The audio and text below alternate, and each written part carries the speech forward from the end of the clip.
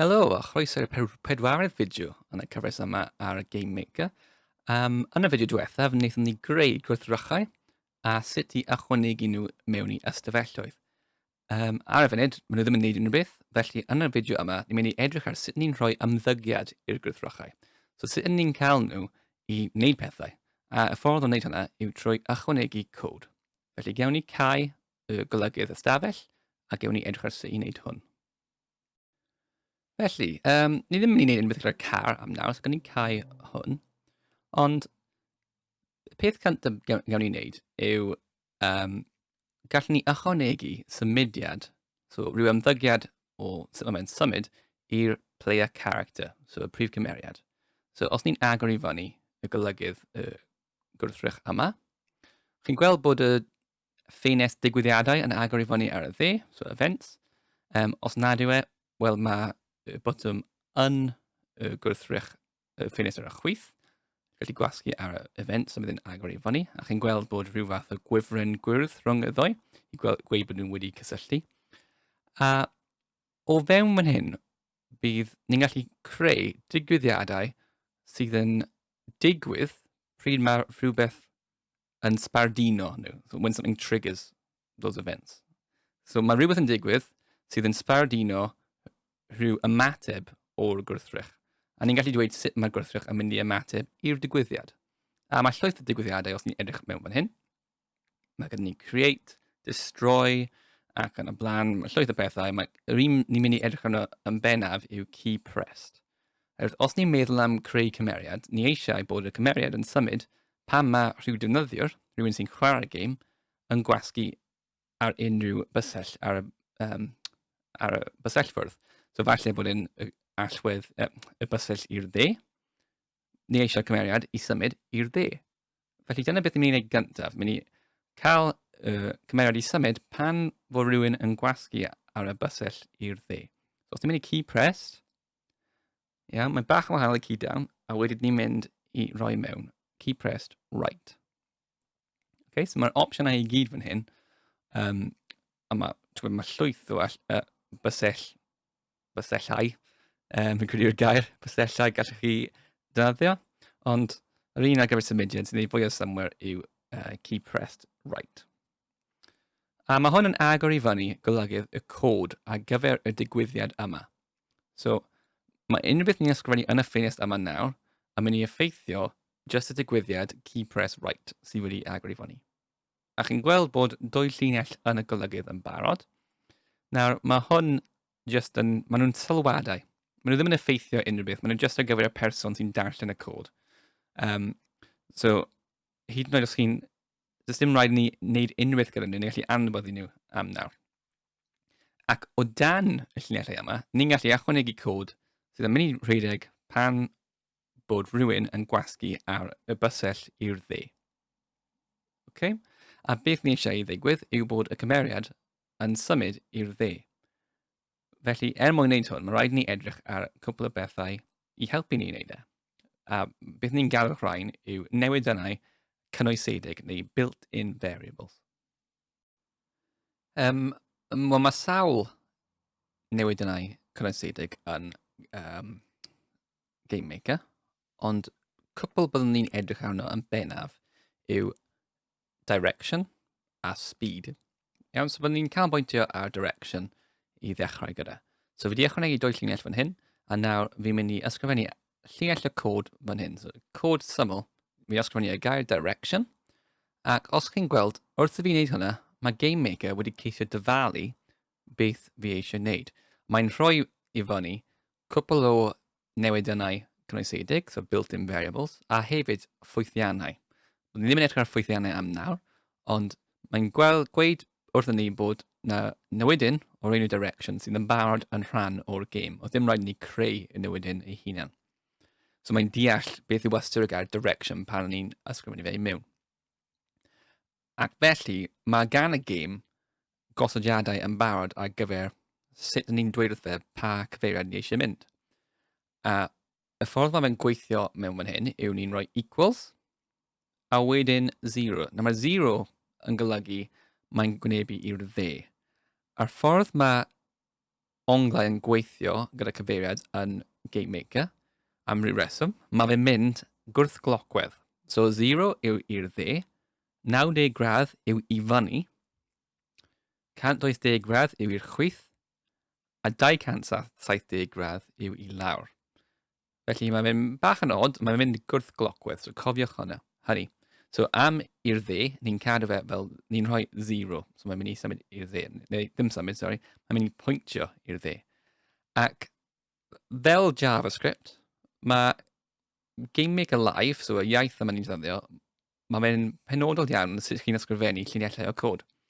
A mae unrhyw beth ni'n galw datganiad, so statement, gorfod gorffen gyda hanner colon. So mae hwn yn llinell y cod byddwn ni'n galw datganiad. Ni'n dweud, OK, gosod y cyfeiriad, the direction, i fod yn 0. Y gwerth y cyfeiriad yw 0. A ni eisiau gorffen y gosod yna. Fi eisiau ychwanegu unrhyw beth arall ar y llinell. So fi'n dweud wrth y cariadur, right, hanner colon, fi wedi gorffen gyda'r llinell yna o cod. OK? So, nawr bod gen ni y llinell cyntaf o cod, ni'n mynd i ychwanegu newidyn cynnwysedig arall, oherwydd ar y funud, os o'n ni'n eisiau profi bod y cod yma'n gweithio, bydd dim byd yn digwydd, bydd y cymeriad ddim yn symud o gwbl. So, unig peth ni'n wneud yw newid gwerth y cyfeiriad. So, pa ffordd mae fe'n, wel, ddim quite pa ffordd mae fe'n pwyntio, ond o fewn y game, y cyfeiriad bydd yn symud os oedd ganddo fe rhyw fath o cyflymder. Felly, beth ni'n mynd i ychwanegu nawr yw cyflymder, neu ddyddio y newidyn cynnwysedig speed. Ac wrth ni teipio hynny mewn, chi'n gallu gweld bod llwyth o newidynau amrywiol a pethau fel ffwythiannau yn cynnwys y gair speed, ond ni ddim mynd i newid neu defnyddio unrhyw beth heblaw am yr un syml ar y top. So ni'n mynd i anwybyddu popeth arall a just yr un sy'n gweud speed. Iawn? A ni'n mynd i gosod hwn, unrhyw un ffordd wnaethon ni gosod y cyfeiriad, ni'n rhoi equals i mewn, a wedyn ni'n dilyn hwn gyda rhyw rhif, so rhyw gwerth. Gan i roi falle 7 ar gyfer hwn, so rhyw gwerth synhwyrol. Gallech chi profi beth yw cyflymder dda, rhowch rhif fawr mewn neu rhif fach a gweld y gwahaniaeth, a wedyn gallech chi penderfynu pa cyflymder chi eisiau i y gwrthrych yma i symud. So, nawr, mae gyda ni 2 llinell o cod. Os ni'n gwasgu key press, bysell i'r dde, ni'n gwasgu hwn, mae'n gosod cyfeiriad y gwrthrych i 0, a mae'n newid y cyflymder i 7. A chi'n gweld ar y ben fan hyn, mae gen i asterix. Mae hwn yn golygu bod ni heb cadw newidiadau eto. So fi'n gallu gwasgu ar ffail, save project, a wedyn bydd ni'n stopio, bydd hwnna'n cadw y pethau yma. Neu siŵr o fod bydd Control S yn gweithio ar Windows a Command S ar Mac. OK. Felly, ni wedi gorffen y digwyddiad yma, a'r cam nesaf yw i profi bod yn gweithio. Ni'n hapus bod ni wedi rhoi mewn, ni'n gosod y cyfeiriad, ni'n gosod y cyflymder, unwaith ni wedi gwasgu y 7 ar dde. So os ni'n redeg y rhaglen yma i profi bod yn gweithio, jyst mynd i llusgo fe draw fan hyn, fi'n mynd i gwasgu y bysell i'r dde, a gawn ni weld sut mae'n ymateb. Dyna ni. So mae fe wedi mynd. So ath e trwy y waliau, a wedyn off y sgrin yma ni'n mynd off i sa'n gwybod lle. So pan o'n i'n sôn am y solid yna gyda'r waliau, mae dal pethau arall mae'n rhaid ni'n neud mwyn cael y wal fod yn solid. A peth arall sydd yn broblem fan'na yw unwaith nes i stopio gwasgu y allwedd i'r dde, oedd y cymeriad heb stopio. So mae hwnna'n iawn os chi'n creu game fel Pac-Man, dyna sut mae'n gweithio yn Pac-Man, chi'n cadw ymlaen mynd nes chi'n rhoi cyfeiriad gwahanol. Ond fi eisiau i'r cymeriad i stopio pan fi ddim yn gwasgu i'r dde. So os fi'n mynd i key up fan hyn, so digwyddiad newydd, key up, a mynd i right, beth ni'n dweud yw unwaith mae'r y bysell yna heb cael ei wasgu, ni eisiau i'r peth yma i stopio. So meddylwch sut gallwn ni wneud hwn. So chi'n gweld bod tab newydd di agor I fyny, key up right. Wel, beth ni eisiau gwneud yw bod y cymeriad yn stopio. So bod dim cyflymder gan y cymeriad. So ni typio mewn speed equals 0. A wedyn hanner colon I gorffen y darganiad yna. Ac felly, dylai hwn gweithio ar gyfer stopio y cymeriad. Unwaith fi'n cymryd y bus fi off y bysell i'r dde, dylai'r cymeriad yna wedyn stopio. Okay. Un peth I sylwi fan hyn yw'r asterisk yn y cornel eto, bwys y tab. So, ni eisiau gwasgu cadw, so save project yn file save project. A ni'n mynd I profi bod hwn wedi effeithio ein gwrthrych, bod os ni'n cymryd y bus I ffwrdd, mae'n mynd I stopio. So, gen I weld, so fi'n gwasgu y bysell i'r dde, mae'n symud, cymryd off, a mae'n wedi stopio. Okay, mi'n gwneud eto. So, fi'n gwasgu y bysell i'r dde, cymryd ei ffwrdd, mae'n mynd stopio. Ond mae dal y problem gyda ni bod ni methu symud I unrhyw gyfeiriad arall, ni ond yn gallu symud i'r dde. Felly, gewn ni mynd trwy sut ni wneud hwn ar gyfer pob cyfeiriad. Siwr o fod byddwch chi'n gallu dyfalu erbyn nawr. Mi'n mynd I wneud yr un peth ar gyfer pob cyfeiriad. A wedyn gallu edrych ar sut I fixio, sut I trystio'r waliau. Felly, gawn ni dyblygu beth sydd ni yn barod, a wedyn yr unig beth bydd rhaid I ni newid yw gwerth y cyfeiriad. So, ni'n gallu de-glicio ar y key press right fan hyn, a wedyn gallwn ni gwasgu duplicate, a dewis yn lle key press right, ni eisiau key pressed, a gawn ni wneud up. Okay, so ni'n mynd I wneud y bysell I fyny. A nawr mae tab newydd I agor I fyny gyda'r union yr un cod wedi copio yn barod, sydd yn neis os mae llawer o cod gyda chi eisiau copio. A ni newid I 90 gradd ar gyfer I fyny. Okay, so cyfeiriad ar gyfer I fyny yw 90 gradd. A ni eisiau gwneud yr un peth ond gyda y key up. Digwyddiad key up. So ni'n gwneud dyblygu. A ni eisiau key up, sydd yn enw odd. Ond tro hwn. Wel, mae'r cyflymder equals 0 yw beth sydd eisiau arno ni. So, mae hwnna'n ffain. So, gan ni cau rhain I gyd. Nawr, ni wedi rhaglenni I gallu symud i'r dde, a gallu symud I fyny, ac os ni'n cymryd bysys I ffwrdd o'r gwasgu y bysellau yma, bydd yn gweithio. So, gawn ni wneud yr un peth nawr ar gyfer i'r chwith. Ac os chi'n cofio, cyfeiriad yw 180 ar gyfer i'r chwith. Ni'n gorfod wneud key up left. Okay, so mae hwn yn ffain, gada fe fel mae fe. A ni'n dyblygu yr un olaf I lawr, so key press down. Newid y cyfeiriad tro yma I 270. A ni jyst yn cael key up down, sydd yn eto yn confusing, ond key up down, a ni'n cadw y cod fel mae fe. Gallwn ni wedyn gwasgu ar cadw y project, save project. Felly ni'n hapus wedyn I profi bod hwn yn gweithio ar gyfer pob cyfeiriad. So gawn ni ceisio fe, so fi'n gwasgu y botymau. I'r dde yn gweithio, I lawr. Wedi mynd i'r chwith, ac yna I fyny. Maen nhw gyd yn symud, a maen nhw'n stopio pan dwi eisiau stopio. Ond eto, mae dal gyda ni y problem bod y cymeriad yn gallu mynd trwy'r tai y waliau yma. Felly, dyna'r peth nesaf byddwn ni'n edrych ynddo. Os chi'n cofio, reit nôl yn y fideo cyntaf, wnaethon ni sôn am y dyluniad y gêm a sut mae pob gwrthrych yn ymddwyn, ac un o'r ffyrdd o'n ni eisiau I pethau ymddwyn oedd, o'n i ddim eisiau bod y cymeriad yma'n gallu just mynd trwy waliau, neu dwi ddim yn drysfa dda iawn. Felly mae rhaid I ni wneud rhyw fath o digwyddiad sydd yn mynd I stopio hwn. Felly, I wneud hwn, beth sydd angen yw digwyddiad o'r enw collision. Okay? So os ni'n agor I fyny y dwislen ar gyfer digwyddiad, byddwch chi'n gweld collision. A mae'n gweud mewn hyn, collision objects. Beth mae'n rhaid ni'n wneud yw gweithio pa gwrthrych ydyn ni eisiau fe i'r cod yma gweithredu arno. So, ni eisiau cymeriad yn gweithio gyda y tai, y waliau. Okay?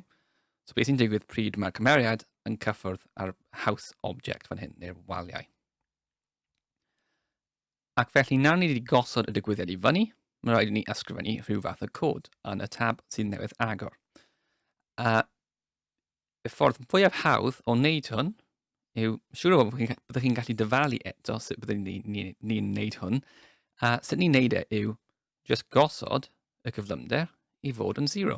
So union y llinell y cod na wnaethon ni pam mae key up yn digwydd. Ni eisiau fe ddigwydd os mae'r cymeriad yn bwrw mewn i wal. A dyna fe.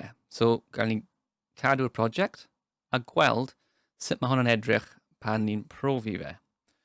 So, dylai y cymeriad just stopio unwaith mae fe'n gwrthdaro gyda wal, neu gyda T.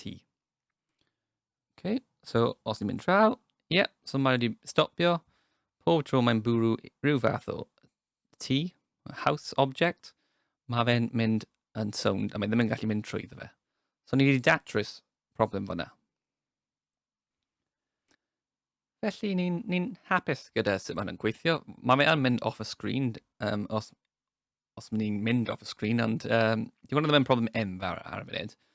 Ond rhywbeth arall gallwn ni ychwanegu yw gwrthdrawiad rhwng y chwaraewr, y cymeriad, a y siop sef y nod y gêm, lle mae'r cymeriad yn ceisio cyrraedd erbyn diwedd y drosfa. Felly, gawn ni ychwanegu digwyddiad arall a gyda'r collision, gyda'r cymeriad, ond gyda y siop. Felly, mae gennym ni digwyddiad newydd ar gyfer y siop object fan hyn. Beth ni eisiau digwydd fan hyn yw, os ni'n cyrraedd y siop, a mae'r cymeriad yn cyffwrdd y siop, mae'n gwrthdaro gyda'r siop, ni eisiau fan hyn bod ni'n mynd i'r lefel nesaf yn y gêm. Nawr, mwyn wneud hwn, mae yna ffwythiant yn rhan o GameMaker yn barod, so ffwythiant cynoesedig, built-in function. A beth yw ffwythiant? Yw fel rhyw fath o just bloc o cod byddai'n gweud, so falle bod e'n cwpl o llinellau, falle bod e'n llwyth o llinellau, ond chi'n gallu defnyddio fe mwy nag unwaith. A'r ffwythiant ni eisiau defnyddio fan hyn yw room_go_to_next. Okay? A chi'n gweld bod yn dod i fyny yn y cod fan hyn. A gyda'r ffwythiant, ni wastad yn gorffen ffwythiant gyda agor a chau brackets fel hwn. Okay? A beth ni'n wneud fan hyn yw ni'n galw y ffwythiant. We're calling the function. A ni'n dweud ni eisiau defnyddio y ffwythiant mae GameMaker yn nabod yn barod. A beth ni eisiau wneud yw, os ni'n cyffwrdd ar y siop yn y collision yma, yn y digwyddiad yma, wedyn ni eisiau mynd i'r lefel nesaf, neu'r ystafell nesaf. So os mae mwy nag un ystafell gyda chi, bydd e'n mynd i'r lefel nesaf. So os ni'n mynd i cadw hwn a profi fe, fi newydd sylwi, ni methu profi fe. Chi'n gallu meddwl am pam ni methu profi fe? Wel, y reswm yw, does dim siop gyda ni yn y lefel. So, ni methu profi beth bydd yn digwydd os mae fe'n cyffwrdd ar siop, os nad oes siop o gwbl. Felly, gawn ni ychwanegu siop i mewn i'r gêm.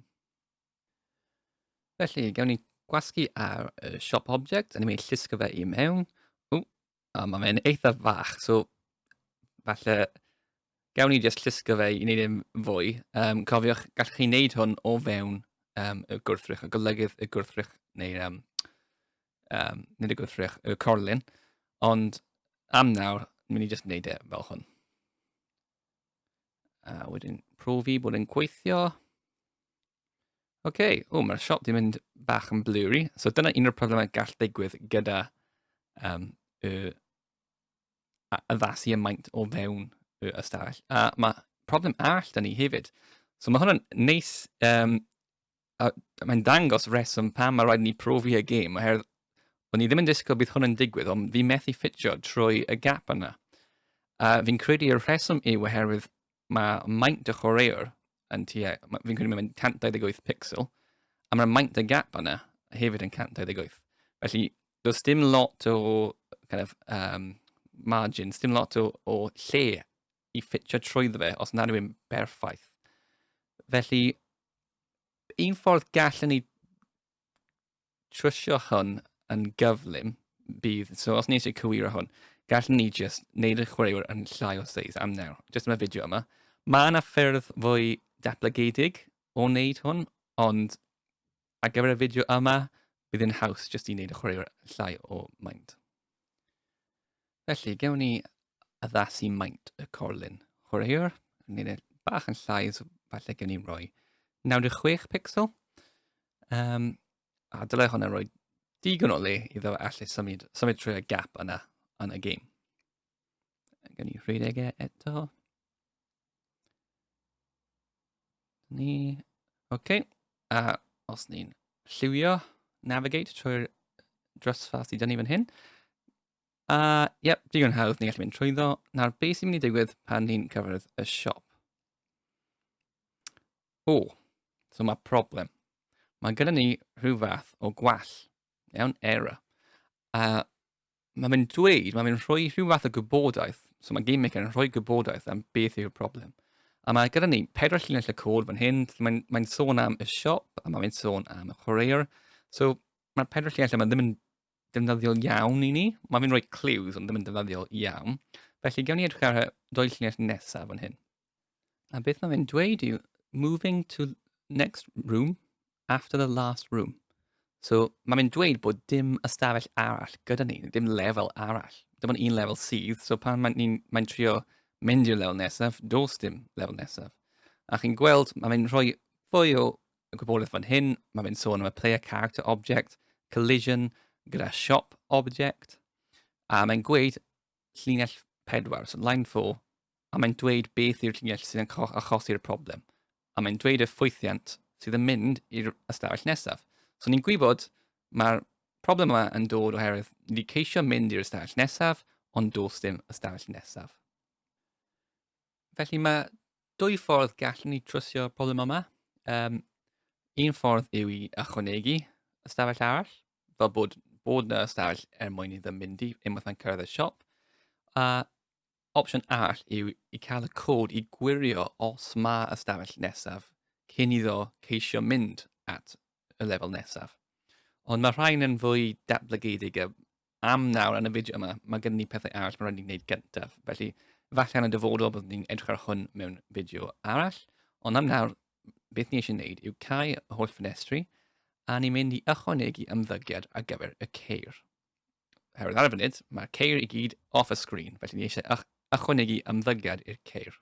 So, gewn ni llwytho hwn i fyny a ni'n barod i wneud hwn. Felly, mae rhaid ni ychwanegu digwyddiadau, ond bydd nhw ddim yn yr un digwyddiadau a beth wnaethon ni gyda chwaraewr. Bydd yn odd os ni'n rhoi key press fan hyn, oherwydd bydd y chwaraewr yn gallu rheoli symudiad y car. A mae'r car fod i fod yn rhyw fath o bygythiad iddyn ni, sydd yn gallu stopio ni rhag ennill y gêm. So, ni eisiau rhyw digwyddiad arall. A'r digwyddiad ni'n mynd i defnyddio yw create. So, unwaith mae'r car yn cael ei creu gan y gêm, so pan mae'r gêm yn dechrau, dyna pryd bydd y ymddygiad yma, y digwyddiad yma, yn cael ei sbardino. Okay? This is when it's triggered. Felly, ni'n mynd i rhoi o fewn y digwyddiad create yma, bod y car yn dechrau symud. A os ni'n cofio, car up yw hwn, felly cyfeiriad ar gyfer i fyny yw 90 gradd, so ni'n rhoi direction equals 90, 90. A cyflymder, wel, gallwn ni cael rhyw fath o cyflymder sydd yr un peth pob tro, ond efallai ni eisiau gwneud e'n bach yn fwy cymleth, neu fwy anodd i ennill y gêm, neu fwy diddorol.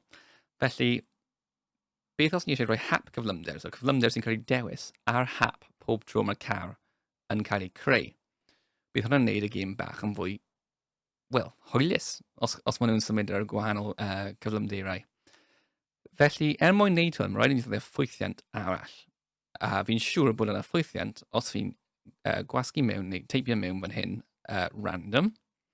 Fi'n siŵr byddwn ni'n ffeindio rhyw fath o ffwythiant y gallwn ni'n defnyddio ar gyfer hwn. A chi'n gweld mae llwyth o ffwythiannau cynnwysedig, built-in functions wedi dod i fyny. A'r un ni eisiau yw siŵr fod yr un yma, random range, mae 2 rif o fewn y brackets ar gyfer e. A mae hwnna'n gwneud symwyr oherwydd os chi'n cael random range, so rhyw fath o amrediad, mae fe'n gallu dewis ar hap ohonyn nhw ar gyfer y cyflymder, neu ar gyfer unrhyw gwerth, byddwch chi eisiau rhoi mewn un rhif, sef y rhif lleiaf, a wedyn rhif arall, sef y rhif mwyaf. So gallwn ni rhoi mewn fan hyn, 1, ar ail rhif, gawn ni rhoi 5. Felly mae'n mynd i dewis ar hap rhwng y rhifau yna. A wedyn cofio gorffen y llinell gyda hanner colon. So, ni wedi gorffen rhoi y cod neu'r ymddygiad o beth ni eisiau pan mae'r game yn ddechrau, pan mae'r y game yn kind of llunio, neu mae fe'n it generates, mae fe'n creu y gwrthrychau yma fel rhan o'r game, beth mae car yn mynd i wneud. Okay? Nawr, y peth nesaf ni eisiau wneud yw, unwaith mae car wedi cyrraedd off y screen, so mae'n mynd i symud i fyny, mae'n cyrraedd diwedd y screen, bydd yn mynd off y screen, ddim eisiau fe i just cadw'n lan mynd mewn i'r sy'n gwybod the void, ni eisiau fe dod nôl i'r gwaelod a wedyn mynd i fyny eto. So mae angen digwyddiad newydd arno ni, a digwyddiad sydd angen yw outside room. So os mae'r gwrthrych yn mynd tu fas i'r ystafell, ni'n gallu cael e i dod nôl i'r gwaelod i lle nath dechrau. So mae'n mynd cadw lan mynd i fyny, mae'n mynd off y screen, mae'n dechrau eto, mae'n mynd i fyny, mae'n mynd off y screen ag eto. So ni eisiau hwnna i ddigwydd pob tro ni'n neud hwnna. So ni eisiau digwyddiad yma, sef outside room. Okay, chi'n gweld e ar y ben y dywyslen fanna, y is dywyslen. Okay. Beth ni eisiau rhoi mewn fan hyn yw just gosod, so unwaith mae car yn mynd tu fas yr ystafell, gosod lleoliad y car i fod yn lleoliad nath e ddechrau ynddo pan gath ei creu. Ac eto, o fewn GameMaker, mae yna newid yna cynnwysedig, built-in variable, sorry, ar gyfer gosod y car, neu ar gyfer y lleoliad y car. So ni'n gallu dweud X. A X yw lleoliad lle mae'r car ar hyn o bryd. So mae hwn yn wastad yn newid. Mae'r lleoliad y car wastad yn newid. X. A hefyd, cyfesu'r Y. So byddwn ni'n cyfesu'r X a cyfesu'r Y. Mae'r ddau yn nhw yn bodoli o fewn GameMaker, a maen nhw'n dangos chi lle mae'r car o ran pa pixel mae fe arno ar y sgrin. Lle mae fe. A ni'n gallu gosod e i'r ddechrau trwy defnyddio un arall o'r enw X start. A mae hwn yn rhoi y lleoliad neu'r cyfesu'r X y car pan gath ei creu ar dechrau'r game. A'r un peth gyda y cyfesu'r Y, gallwn ni rhoi Y equals, so cael y lleoliad Y ar hyn o bryd, a gosod e i fod yn lle oedd e ar y dechrau. So mae gen ni X equals X start. Okay, so cymryd X, gosod y car, neu lleoliad y car, i lle oedd e ar y dechrau. Okay. A'r un peth gyda Y, gosod cyfesu'r Y car, i lle oedd e ar y dechrau. Y start. So X equals X start, Y equals Y start. A cofio gorffen gyda hanner colon ar y diwedd pob datganiad, ar diwedd pob llinell. Iawn, so ni wedi gosod hwn nawr, so gobeithio bydd e'n gweithio sut o'n ni eisiau fe gweithio. So os ni'n wedyn yn gwasgu ar, play, gan ni profi os mae'n wneud beth ni eisiau fe i wneud. Gan ni llusgo fe draw, a ni'n gweld y ceir yn symud i fyny, a o'n nhw'n dod nôl ar y gwaelod. So unwaith maen nhw'n mynd off y screen, maen nhw'n mynd nôl i lle dechrau nhw, so just off y screen ar y gwaelod, a wedyn maen nhw'n symud i fyny. Unwaith maen nhw'n mynd off y screen eto, maen nhw'n dod nôl i'r gwaelod ac maen nhw'n parhau. A chi'n cofio oedd y cyflymder ar hap, so they're random. So mae'r ceir yn symud ar cyflymder bach yn wahanol pob tro, os chi'n gweld. Neu mae'r ceir ei gilydd yn symud ar cyflymder bach yn wahanol. Ond mae yna problem, ni'n ddim yn gallu gwrthdaro gyda'r ceir yma. So dim byd yn digwydd os ni'n bwrw'r ceir. Efallai gallwn ni mewn fideos yn hwyrach rhoi mewn fath o health, neu cael y game i ailosod os ni'n bwrw mewn i'r car. Ond am nawr, ni'n hapus i gadw e fel ma fe. A'r peth nesaf byddwn ni'n neud yw ychwanegu y car down, so cael y ceir sy'n symud i lawr hefyd. Felly, gawn ni ychwanegu y car yna. So ni'n mynd i wneud unrhyw un digwyddiadau. So, ni'n mynd i ychwanegu digwyddiad ar gyfer creu y car. Okay, create. A ni'n mynd i gosod tro yma cyfeiriad i lawr. So, hwnna yw 270 gradd. A ni'n gorffen gyda hanner colon. A cyflymder. Eto, ni'n mynd i wneud yr un peth lle ni'n cael random _range. A ni'n mynd i roi mewn yn y bracedi fan hyn gwerthoedd 1,5 gorffen gyda hanner colon, a ni'n ychwanegu yn other, outside room. Ni'n neud yr un peth, x equals x start, gosod y lleoliad x, cyfesu'r x i'r lleoliad ar y dechrau, equals start, y start, so gosod y lleoliad ar y dechrau, a dyna ni. So ni'n hapus unwaith mae'n mynd tu fas o'r stafell, mae'n neud yr un peth, mae'n mynd nôl i'r top y ystafell tro yma, mae'n mynd i symud i lawr. Felly, am nawr, fi jyst mynd i newid hwn, a chi'n gweld, os fi wedi cymryd i ffwrdd rhyw fath o rhif neu gair, mae'n rhoi rhyw fath o gwall fyna. Ond gawn ni jyst dychmygu bod fi ddim wedi gweld y gwall fyna, a rhedeg y cod, a mae problem yn dod. A ni'n gallu gweld beth yw'r problem lawr fan hyn, yn y ffenest allbwn. Ac os o'n ni'n edrych ar y llinell yma, mae'n dweud failed, run program complete. So mae'n dweud oedd y rhaglen ddim yn gallu rhedeg y gêm. A wedyn mae'r llinell nesaf yn dweud wrthyn ni, efallai bydd yn syniad i edrych yn y compile errors window. So, y ffenest gwallau crynhoi, compile errors window. Os chi'n edrych ar y logs sydd wedi dod o blaen, mae llwyth o bethau sydd ddim yn helpgar iawn, ond gan i edrych yn y compile errors, so gwallau crynhoi. A mae gen i 2 llinell yn fan hyn. Ac yn fan hyn, mae 2 llinell, mae'r un gyntaf yn dweud bod e ddim yn disgwyl, unexpected, hanner colon, a mae'n dweud pa llinell hefyd, llinell 5, ond hefyd mae'r un nesaf yn gweud malformed assignment. A beth mae hwn yn golygu yw, mae rhywbeth yn mynd o'i le gyda'r llinell lle ni'n ceisio gosod newidyn i ryw gwerth. So, llinell yma, llinell 5, mae gen ni a ni'n ceisio gosod i fod yn y gwerth, a does dim gwerth. So, mae ddim yn deall beth i'n neud. Felly, mae'n rhoi y gwall yma, malformed assignment, wel, does dim rhif yn cael ei gosod, yn cael ei aseinio i gwerth So, gan i'n rhoi y start nôl mewn, a jyst profi tro mae'n gweithio. Mae'r logs i gyd wedi mynd yn OK, dim gwallau, a mae gyda ni ceir sydd yn symud i lawr, a ceir sydd yn symud i fyny. A felly, dyna ni gyda'r gêm yma.